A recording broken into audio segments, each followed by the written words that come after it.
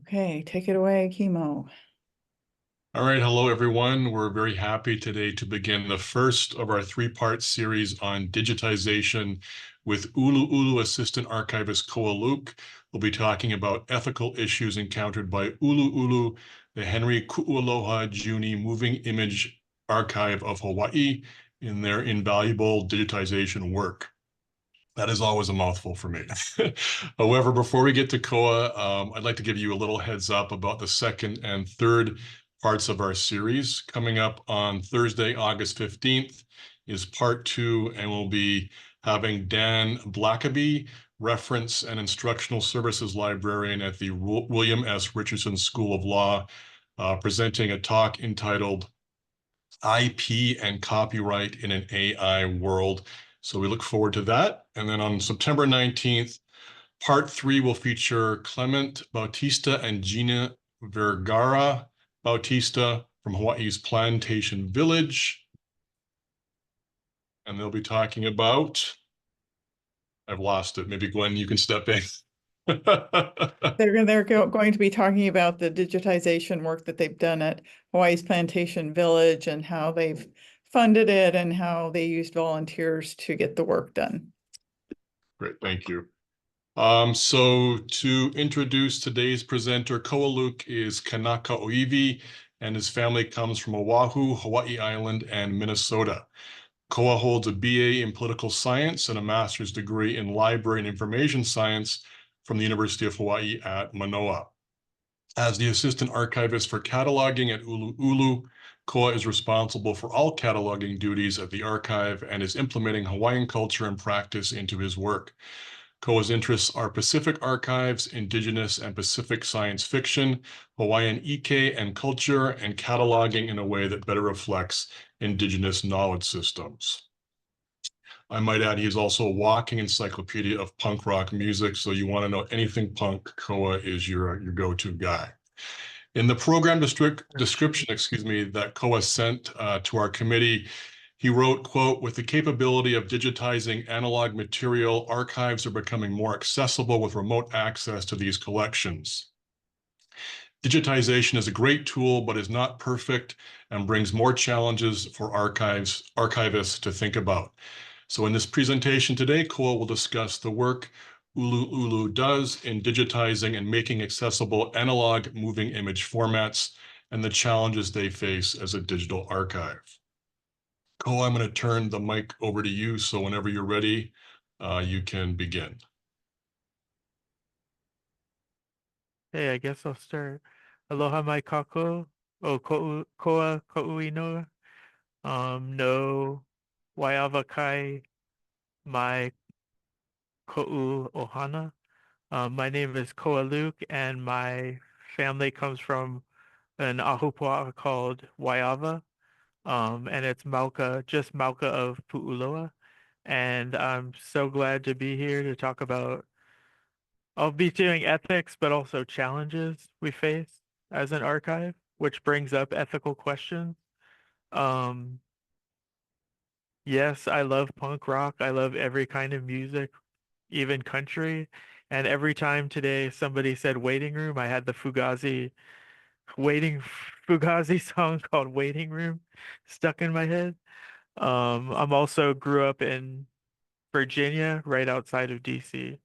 So, no presentation by ʻUluʻulu would be complete without showing some of the images that we capture. So I'm gonna start off by showing you a clip reel that we made back in 2018, 2019. So I'll share that now.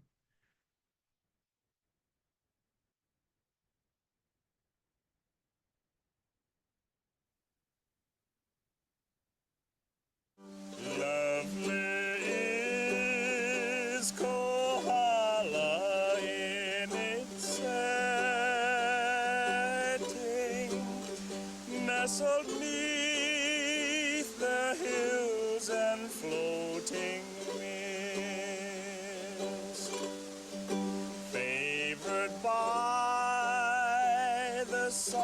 and gentle breezes that arise. Cole, is there any way you can make it a little louder? What was it? I rejoice in having seen the Can you hear that now? That's a little better. Thanks. of the falling waters of Kuʻualoha. And together Excited by thousands of bits right in front of them, the skipjacks are swarming around madly.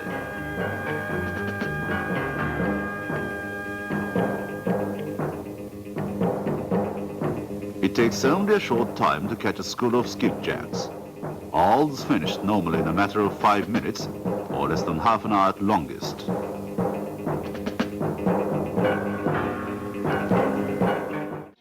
The men who jostled the slab into place were the governor, the Senate president, and the Speaker of the House, three of the building's more prominent tenants. But what mattered most were the people who had come for the dedication.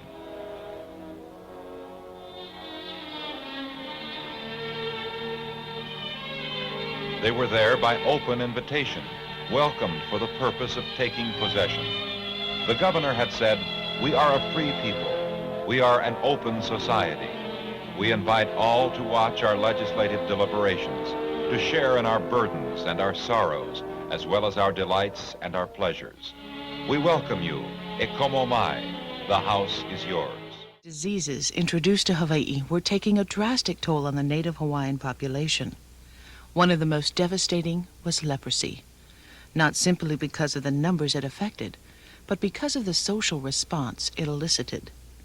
Members of the medical community and the Board of Health were frightened by its rapid spread and frustrated by their lack of knowledge about the disease. With no known cure, there appeared to be only one recourse: isolation of the afflicted.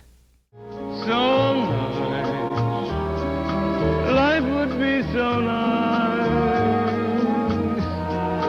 if one day I'd find someone who would take my hand and samba through life with me.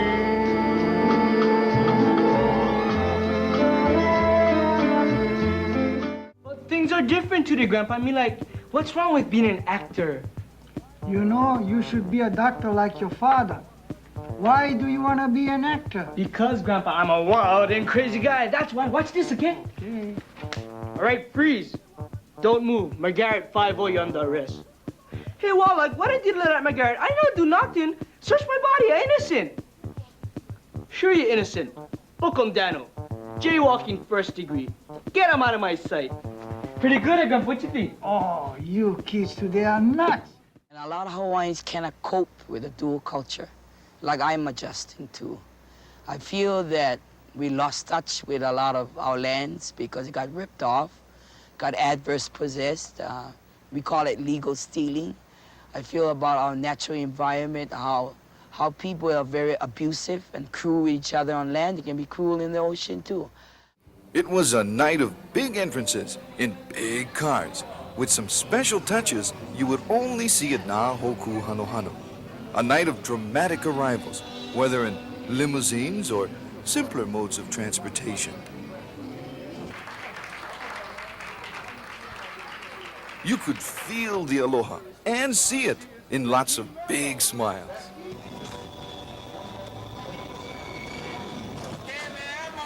And big musicians. But then there was a big night coming up, and nobody made that clearer than Frank DeLima, who managed to top last year's entrance with something even more elaborate and outrageous. You guys. Honey, who you guys what doing to Jimmy? I think somebody's hurt over there, Harry.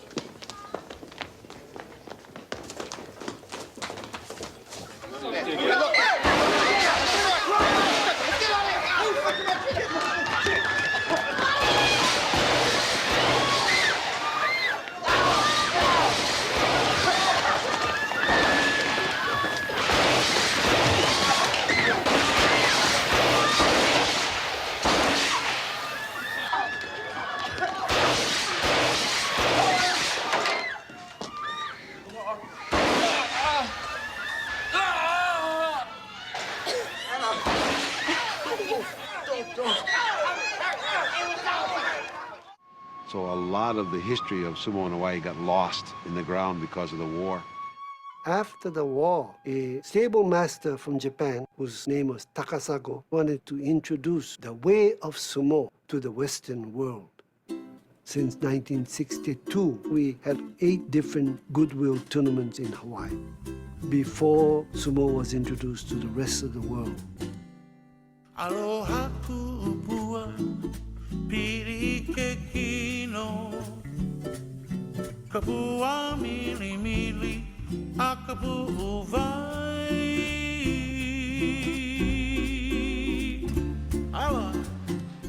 This is no time for silence. This is a time to speak out, because once these bulldozers come here and erase these artifacts from their, their perennial site, that it will be irretrievable. So we cannot wait till next week or next month, but in fact to give validity to our right to religious freedom and spiritual expression, which is the highest form of political consciousness.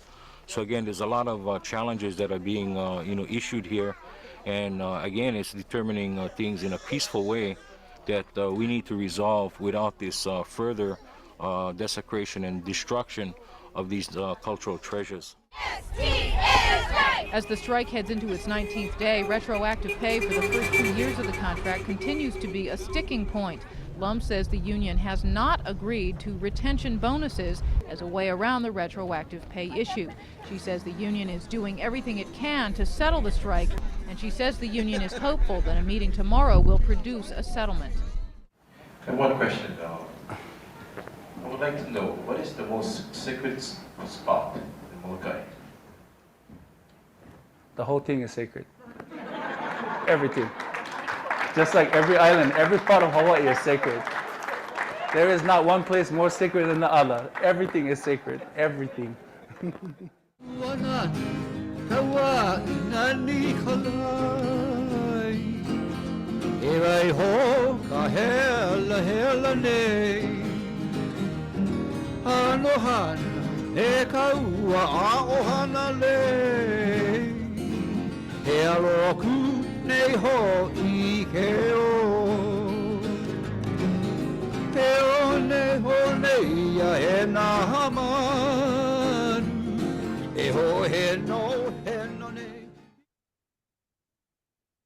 So that was just a taste of some of the treasures that we take care of in our archive. And all of them are important. We have footage from people's personal collection to newsreels to like kupuna and famous kupuna cultural people. And so we do all our work with keeping in mind that kuleana to preserve the people's voices and in the proper way. So I'll be sharing with you a little bit about that.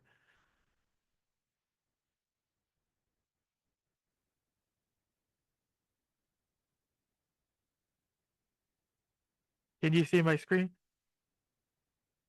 Yes. Okay. Sorry, I've had a bunch of technical difficulties this morning. But yeah, so I'm going to be talking about digitization, ethics, and challenges at ʻUluʻulu. Start off by talking about what ʻUluʻulu means. It's a gathering place for people to share Hawaii's culture, traditions, and collective memory. The people you see in this image are librarians, archivists, independent filmmakers, and educators from around the state who have supported our project and participated in our pilot project. And that was really important. The first thing we did was get all these key players together in a room and over a few dinners and said what would they want to see in this archive, because it's really the people's archive. So our mission here is to perpetuate and share the rich moving image heritage of Hawaii through the preservation of film and videotape related to the history and culture of Native Hawaiians and the people of Hawaii. And some of our guiding principles are: we see ourselves as caretakers, and we respect the rights of researchers, but also the creators and the people in the tape. And we are committed to ensure the appropriate cultural use of the materials, and especially Native Hawaiian content. So one of the first challenges I wanted to talk about was obsolescence of the tape formats and also the players. Obsolescence means that the tape players are not as accessible as they used to be, and since everything is digital, you can't find the players, and also you find very little people who can work on it or the parts. We had a group of cameramen from KGMB working on our stuff, but the money just isn't there, so um, find it harder and harder for them to come out. So we're really in a race for time. And these are some of the collections that are going obsolete. We have the 1-inch film reel, audio tape, Betacam SP, and the DV cam, 35 millimeter and 16 millimeter film. So this is a non-obsolete format. This is just kind of a joke. In doing research for this presentation, I found out that there's a street food, Filipino street food called Betamax, because and they call it that because the uh, pieces they say are shaped like a Betamax tape. So this is just an old advertisement for a Sony Betamax, and this is a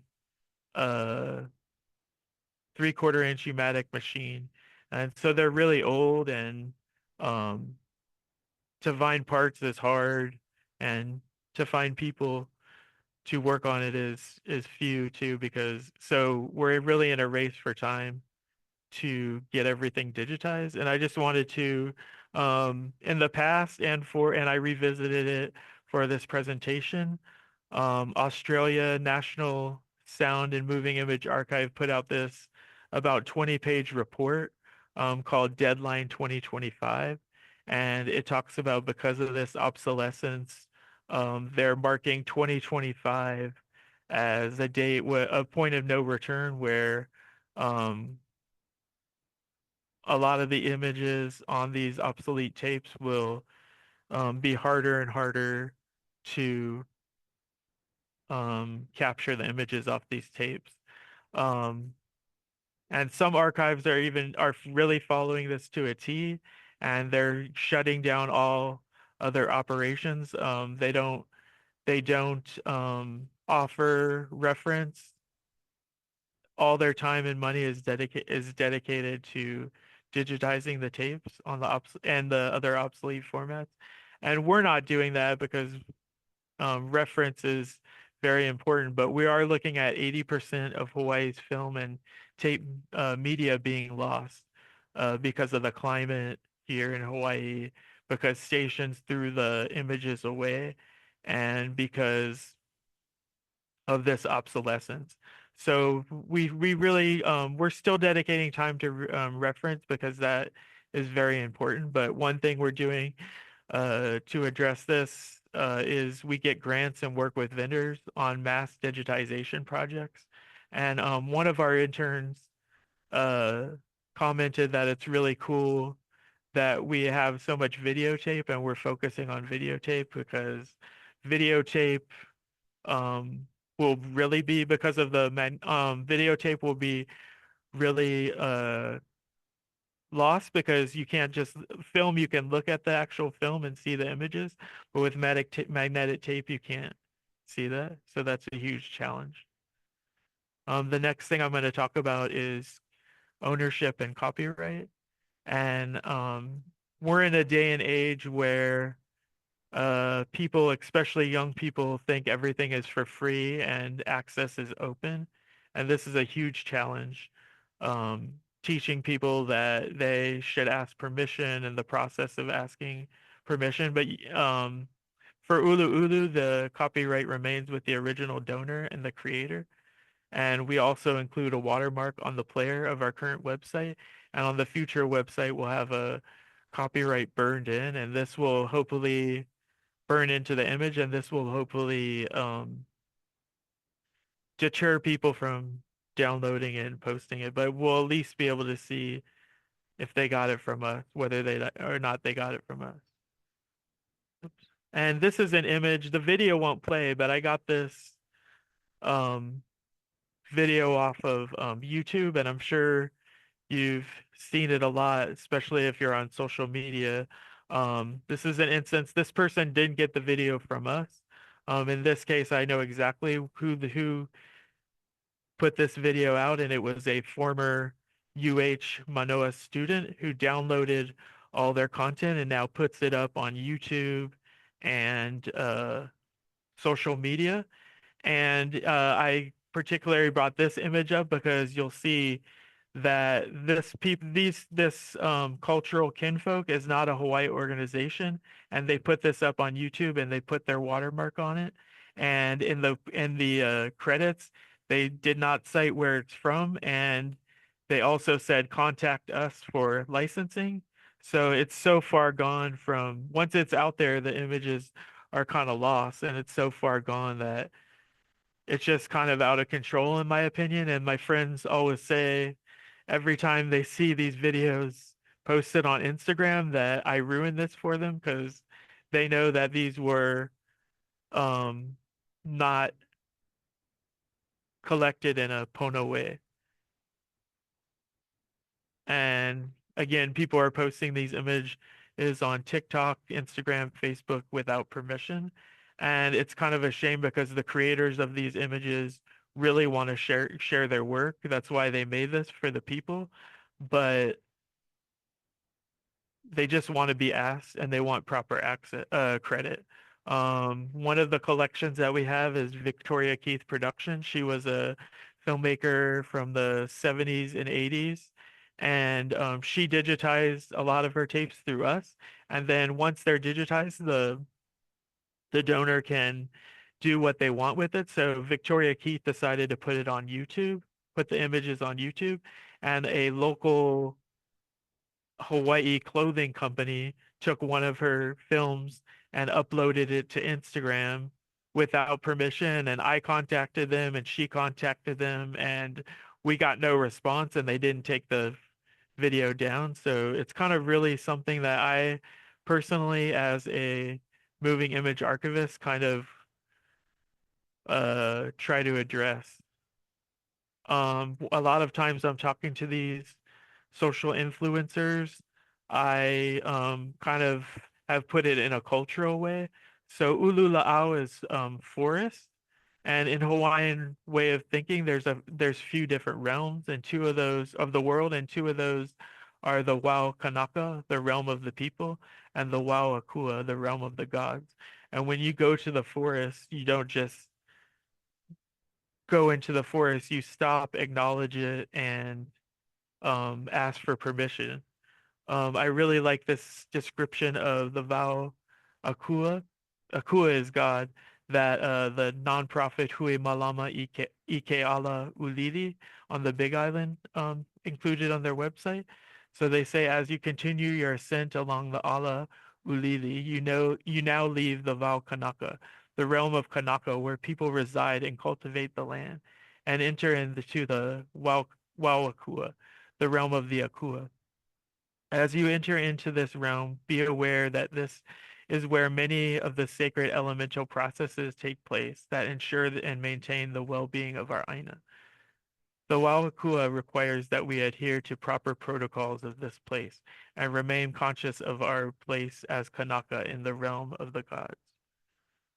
So in this ʻUluʻulu process that I'm thinking of, people would approach the creators and ask for permission and get to know them and hopefully do the proper thing if they're going to share and cite it. And so just like that, when we enter the forest and give a oli for permission, they would ask for permission. And when I put it this way, a lot of young Hawaiians, like, they understand it in a cultural way. So I in the future, I kind of want to make pamphlets and maybe present in the community about this. So the next challenge and in the realm of ethics is sensitive material. When we digitize something, we digitize the entire physical format. However, that might contain sensitive material or material that the filmmaker and the people in it didn't want to be public. So an example of this is we have some B-roll, and the filmmaker and crew are B-roll of like scenic shots or photographs in an archive, and the tape is rolling, and we hear in the background the crew and the filmmakers talking, and sometimes they say things that are inappropriate, and so we think that maybe the filmmaker didn't want that to be public. Another thing that we just encountered is there's a tape of somebody talking, and they have Evie, they have bones in the video, and um, that might not want to be shown because we actually found another cut of it in that collection without the Evie. So in that case, we digitized the program that's without the Evie, but our process also includes to take down the material right away and consult with the donor and creator to see if they want to keep it in our archive or keep it accessible, or completely deaccession it from our servers and everything. In my time as an archivist, I've talked with other archives, and a few of them told me that they actually edit out the material that wasn't intended for the audience to hear. So it's like a balance of like, what is ethical? How much do you take out of it? How much are you censoring the material? Another example of sensitive material would be the way that people are talking about certain things might not be so accepted now. So we also include a sensitivity statement about language that might be used in the footage. So the next steps would be I want to develop a ʻUluʻulu curriculum and workshop it out to the public in Hawaii and give people a more cultural understanding of the process of asking permission. I also want to research what other archives are doing to address these issues and maybe come up with a consortium to work on these issues together. And then also we just keep going and address issues as they come with an open mind and respect, and of the kuleana that we see ourselves as the caretakers of caretaking and protecting our donors and the people that created these items. And so that concludes my presentation. And if anybody has some questions, we can talk. And mahalo for listening to me and inviting me to talk about this issue. Well, thank you so much. That was really fascinating. Does anybody have any questions for Koa? We'll open it up to the rest of the floor now.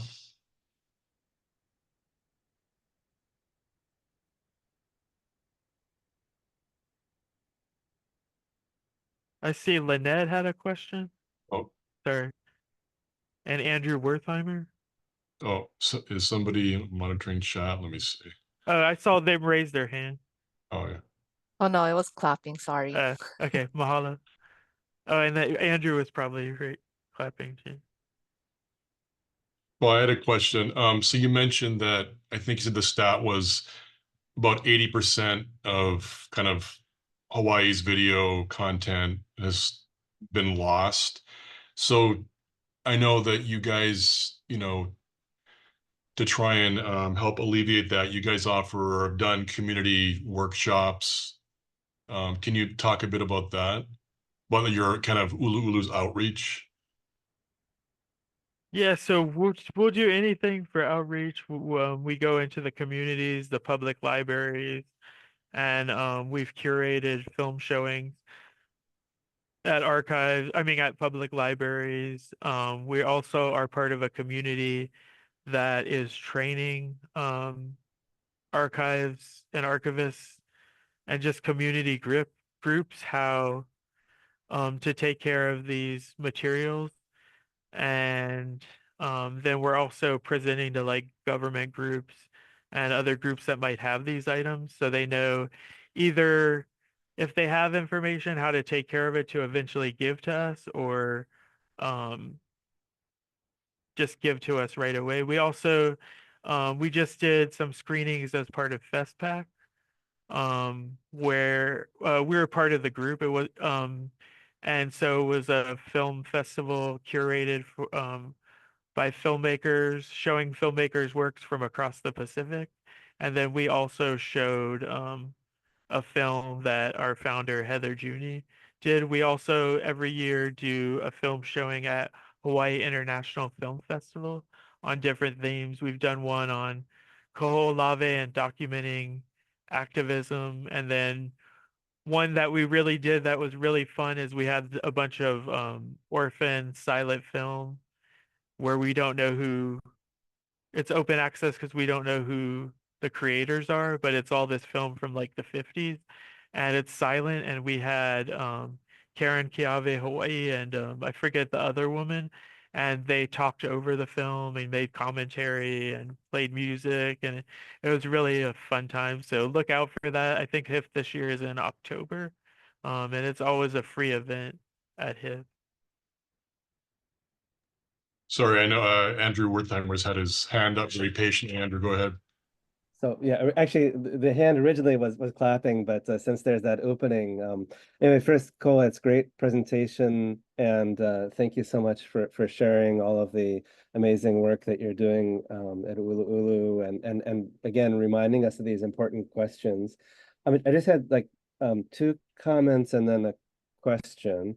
The first one was, it's great that you're doing the watermark, but I'm always, whenever people are putting in a watermark, we have to remember that it's oftentimes those can be removed by people using video editors. So, again, just something to be aware of. And I think it was great that you talked about the example of the, Dr. Trask video that had been downloaded by someone and then was reused. I think what I've seen in other nonprofits is that it's really difficult if you don't try to claim copyright, by sending the takedown notice or something like that in a really short period of time. Otherwise, you kind of lose it. Yeah. And so I don't know if ʻUluʻulu is going to try to deal with that. And also, did you have the student who originally downloaded it? Did they have to sign some sort of release statement? Because sorry, go ahead. well, yeah, the first question was, did you have the student sign some sort of release statement? And then I have a bigger question. Do you want me to do that later or? No, I'm writing it down.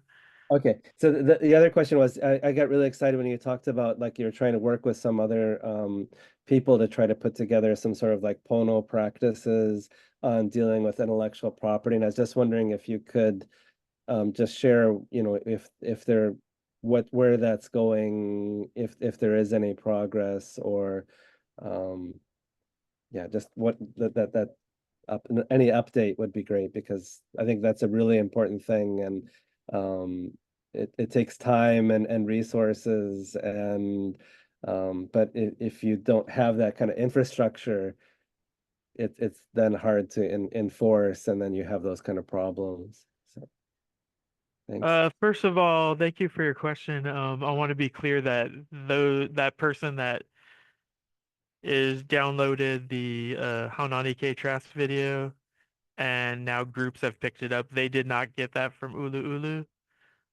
They actually got that from someplace else, and that place has an agreement where it's not open to the public, but it's since all this material is open for educational use, they have a policy where if you sign in, you can see that footage, and so he downloaded that footage, and then he posted on Instagram or YouTube, and then other people have then taken that footage from him.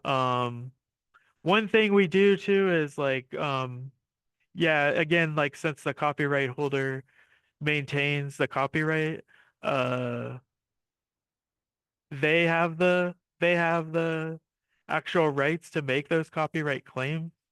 So we can inform them this is happening, and then they can make those claims. And then for the protecting intellectual property, it's actually interesting because I know Kumu Vicky Holt Takamine has been working on protecting Hawaiian intellectual property for years, and then I saw just this year that they formed like a coalition or a committee with Senator Jarrett from Kaneohe, and so that's in the ledge, and they're coming up with a process not specifically for libraries and archives, but for when people are copywriting our words. There was the issue that somebody came up with a company for like energy bars, and they use the word okina, and so they want to like kind of go after people who are doing those types of things. But within archives, I'm just doing that on my own right now, and then talking with other people um, on what they do. But yeah, I want to form something that would be more formal, specifically for libraries and archives. Thank you for your question.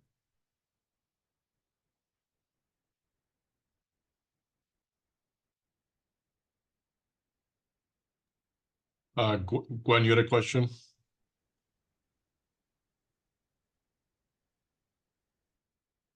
Gwen, you're muted.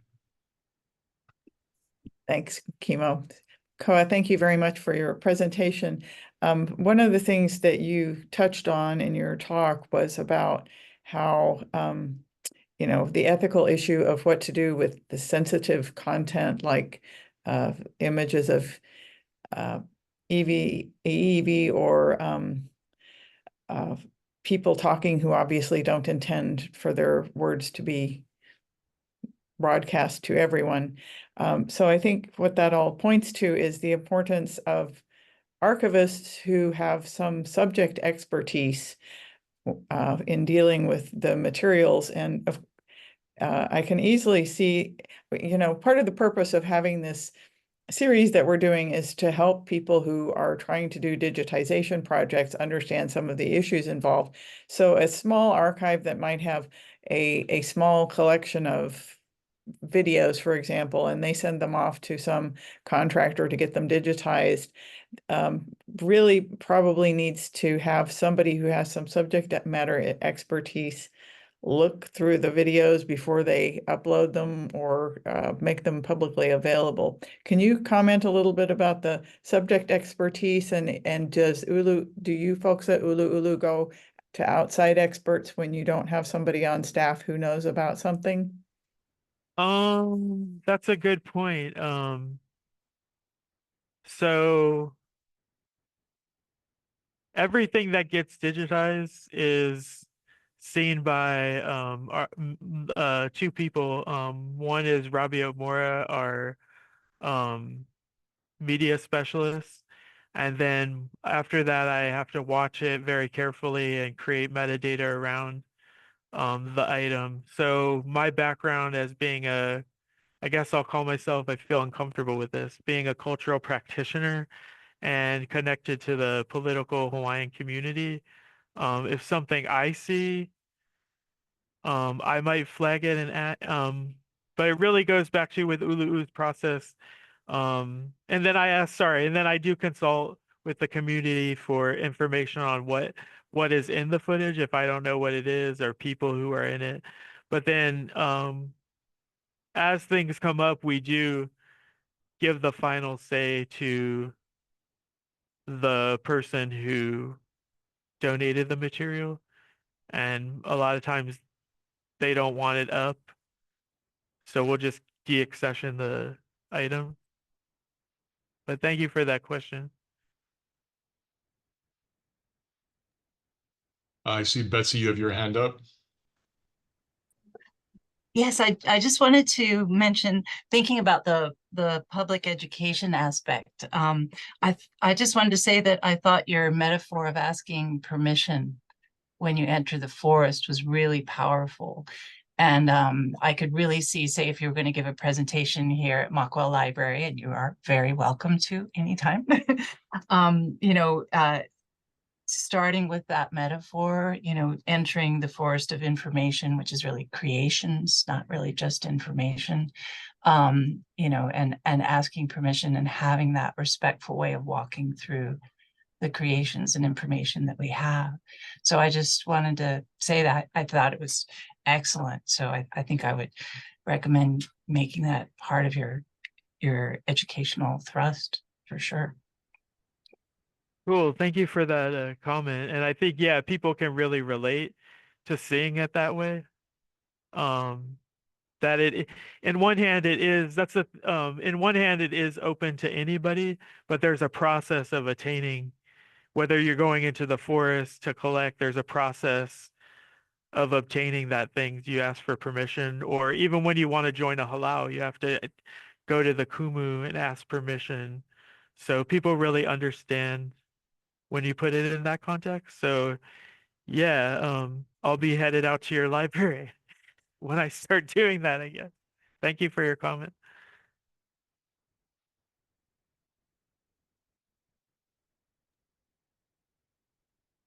Any other questions for Koa? Lynette, you have your hand up? Yes, this time I do. Um, my question is, have you worked with ʻUluʻulu, the public access station? Like maybe, you know, you could do something there where when you're teaching people about things to be like what you're doing right now, if you could put it on ʻUluʻulu so that more people who are in the community would have ideas about what they should be concerned about when they're creating their pieces. That's a great idea. I'm writing that down. Because I think, yeah, it would be in the context of creation. So maybe people as they're creating that think, like you said, about this, and then also as they're posting it on the ʻUluʻulu station or on YouTube.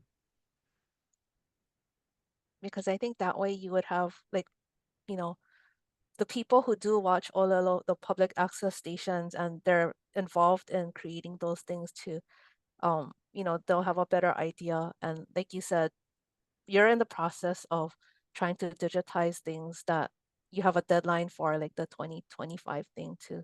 So before it becomes something like that, that people sort of have an idea of, you know, that might be a concern that they need to think about too. Yeah, yeah, interesting. Thank you. Gwen, did you have another question? I do. I want to go back to what Koa, what you talked about regarding the obsolescence of the equipment, playback equipment. And I wondered, is there any sort of movement in the realm of moving image archives to sort of centralize some of these, especially obscure formats, in terms of having like one place where different archives can send things to have them digitized, and that one place is the one that is responsible for figuring out how to keep up the equipment, and they have the expertise to you know, come find parts or even manufacture parts if necessary. Are you aware of any sort of movement like that in the community? We're involved in several of our staff, and as an archive, we're involved in the Association of Moving Image Archive community, and there's a lot of talk in there about how to get these parts. Like the conference I went to, people were talking about 3D printing the parts. And I think it's just these like one-off archives that have some guy who's in, or some person that's interested in it, and they learn how to fix and work with the machines, and then, but I don't know of a centralized place. That's a good idea. There are several vendors who do this, and that's why we're like doing these mass digitization program grant projects. And they're a lot of these are familiar with archives, so they know like how things should be captured, and but I don't know of a central place where people are doing that. Gwen, are you referring to nonprofit, like a centralized nonprofit group? Because I know, like Koa said, there's private operations, vendors who basically do that. Like I know the one that comes to mind is George Blood. And I went to an EMEA conference in or actually it was a training in Philadelphia through EMEA, and we visited the George Blood facility, and that's very much, I think, what you're talking about. It's this huge facility with any kind of obsolescent playback machine that you can think of, and they earn a lot of money because a lot of people send them stuff that only they have the equipment for, basically. Yeah, that's exactly what I had in mind. Is there somebody out there in the nonprofit world who is doing this? Because I think the for-profit companies probably just specialize in certain formats, but they might not deal with some of the more obscure formats. A lot of them do, and Janelle, if she wants to chime in, she handles looking for vendors to work with. But yeah, George Blood is a great example, and we're actually working with PBS Hawaii, and the American Archive for Public Broadcasting, and George Blood to digitize a bunch of stuff from the PBS Hawaii collection. Here's Janelle if she wants. Yeah, I'll just mention one nonprofit organization called the Bay Area Video Coalition. They're located in San Francisco, and they are a nonprofit media organization that also really, really supports videotape preservation specifically. And so their program as a nonprofit is to provide discounted services to nonprofit organizations that have audiovisual collections to help them get preserved and digitized either at BAVAC's facilities, or they'll provide support and funding to get those items digitized at other places. But that's the one example that comes to mind of a nonprofit that is helping the audiovisual community to preserve their videotape materials. Yeah, that's a great example. Thank you, Janelle. I know during the pandemic also they were making these kits with players and everything you needed to digitize things, and they're actually working closely with the archive on Molokai called Ka'ipu Makani to digitize a bunch of VHS tapes.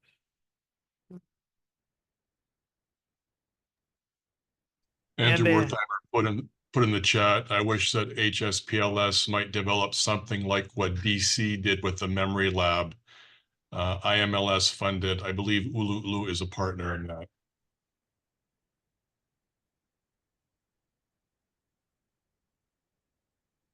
Andrew, would you mind just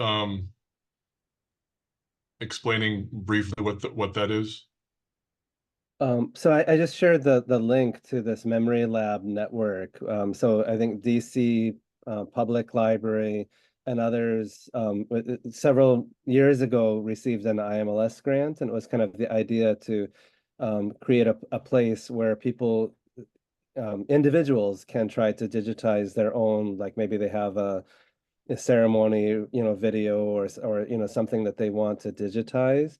And so, it basically helps them to do that themselves. And so if you go to that, it's been happening for several years, and it's really interesting kind of effort, and it certainly is one way of addressing, what Koa, what you shared about with the 2025 problem. And it also, it doesn't make all of the work fall on any one nonprofit. The users have to sign up to run the equipment and to do it themselves. And they have to make sure that they sign an agreement saying that they're not doing anything that's copyrighted. So anyway, it's just a really interesting project. It would be a fun thing if HSPLS or state archives or coalition of groups was to kind of help to make that involved, since we know that there is a lot of materials. So and that ʻUluʻulu can't deal with everything.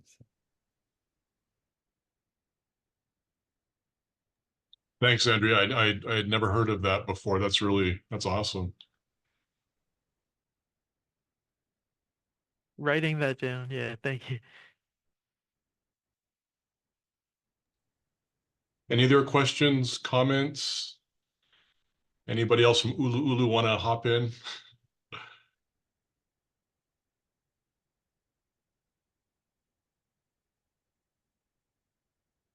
Well, chemo has experience in some of these ethical issues, as the exact example of encountering people saying things off camera, and what to do with that. He encountered that as our one of our interns. If he wants to share, if not. Yeah, well, no, Koa kind of covered it. It was just an interesting experience digitizing B-roll from the Hawaii biography series. And so, a lot of the footage was not used, of course, in What Made It TV. And so the ethical issue became, not a lot. There were a few comments made by the film crew or the filmmakers off camera that obviously didn't make it into the final cut, and they, for good reason.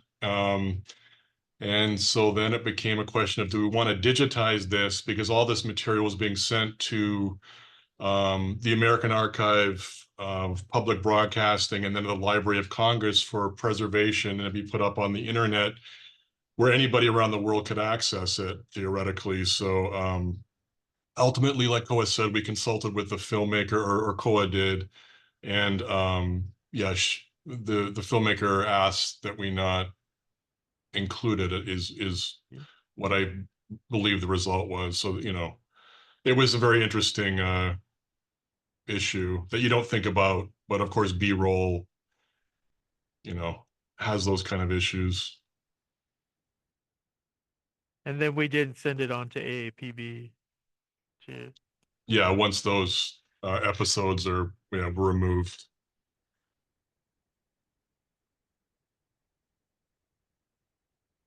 Betsy says she'll be in DC next month on behalf of HSPLS and can do some investigating. Thanks, Betsy. Oh, I'll be in DC next month too. Oh, for the Festival of the Book? No, my parents live yes, in because you're Virginia. Virginia. Oh, Yeah. wonderful. Cool. Could stop by the Festival of the Book. Yeah. Mhm. We're coming up the top of the hour, so if there are no more questions for Koa, thanks everybody for joining us. Reminder, part 2 of our series takes place on August 15th. Again, that's a Thursday at noon.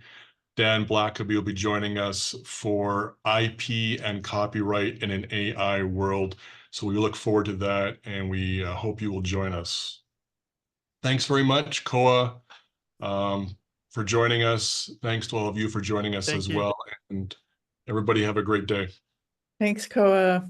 Thank you. Do you want us to stay on or just? No need. Okay. Thank you so much. It was great. It was Thanks, a great everyone. opportunity.